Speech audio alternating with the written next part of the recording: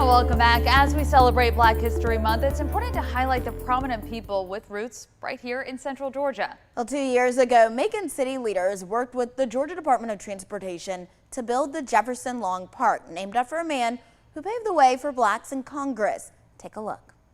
The sun shines on this Pleasant Hill Park memorial of Jefferson Long, where you can read a brief description of his accomplished life. Jefferson Long was a key figure here in the nation, and he has ties to this community. Antonio Williams was born and raised in the neighborhood and worked with city and state leaders to turn what used to be abandoned houses into the Jefferson Long Park. How perfect for the community and the revitalization efforts to have this park named after such an important figure. But who was Jefferson Long? Genealogy and historical archives specialist Muriel McDowell Jackson gave some background. He was born in Crawford County around 1836.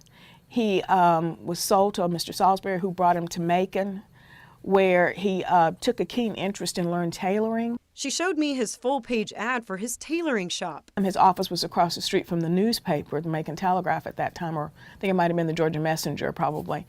And he learned typesetting, and that's how he learned how to read and teach himself to learn how to read and write. Long became well known as a freed slave who could read and write with a tailoring business. At 34 years old, he pursued a political career and made history in 1870. He's the first African-American elected to Congress from Georgia. He's the second African-American to be sworn in Congress.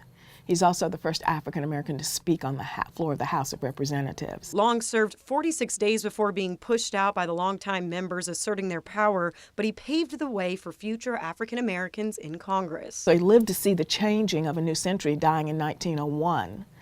So I'm sure he never thought he'd see the end of slavery, let alone blacks coming closer to being on a more equal stance.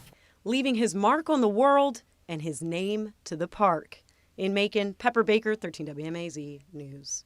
I never knew that. Learned something. Me neither, right? Long died at 65 years old. He is buried at Linwood Cemetery in Macon with his wife and oldest son of 7 children. Jackson hasn't been able to find any living descendants, though.